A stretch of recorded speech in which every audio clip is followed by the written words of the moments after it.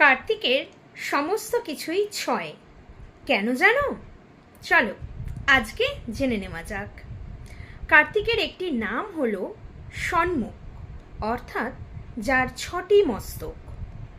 কার্তিকের পালনকর্ত্রী মায়ের সংখ্যাও কিন্তু ছয়, ছজন কৃতিকা নক্ষত্র।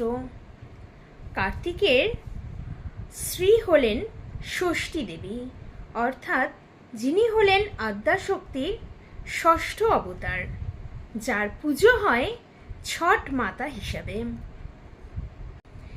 এবার আমরা জেনে নিই কার্তিকের জন্ম বৃত্তান্ত।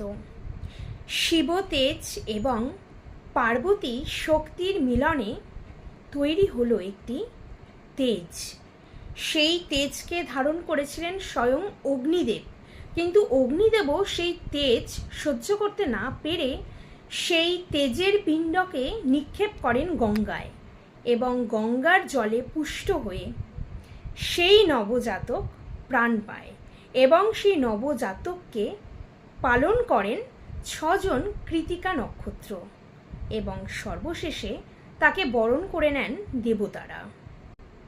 কার্তিকের জন্মের এই ছটি ধাপ হলো ছটি অধ্যায়, আর এই ছটি অধ্যায় হল ছটি চক্রভেদ।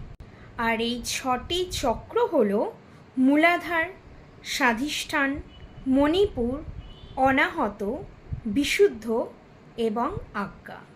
এই ছটি চক্র ভেদ করে সাধক সিদ্ধি লাভ করে। এবার আসি, কার্তিকের যে ছটি মাথা রয়েছে, এই ছটি মাথা কিন্তু বাস্তব প্রকৃতিকে রিপ্রেজেন্ট করছে। বাস্তব প্রকৃতি মিনস হচ্ছে ছটা যে ঋতু রয়েছে, সেই ছটা ঋতুকে। এবার আসি কার্তিকের বিয়ে প্রসঙ্গে। কার্তিক বিয়ে করেছিলেন ইন্দ্রের কন্যা এবং সূর্যদেবের বোন ষষ্ঠী দেবীকে, অর্থাৎ যাকে ছট মাইয়া হিসাবে পুজো করা হয়।